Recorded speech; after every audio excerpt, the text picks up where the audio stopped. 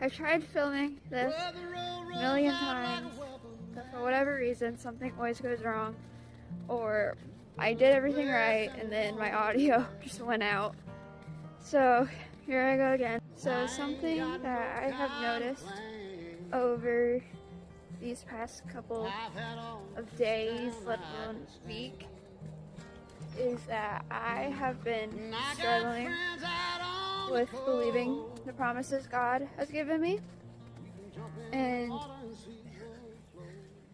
because of that, God has just been really speaking to me a lot about promises.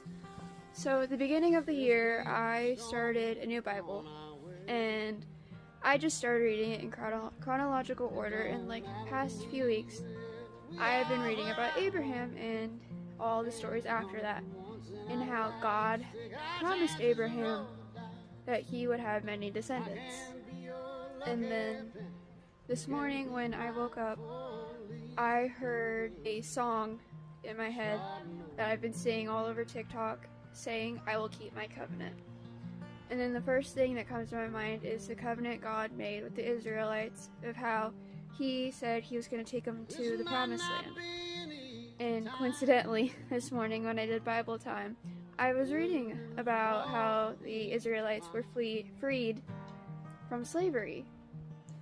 And then on my way home from classes, I was flipping through the radio, and as I was flipping, I heard the song God Did, where they were listing off all the things God has done for his people. I don't know who you are or what God has promised you, but he keeps his promises.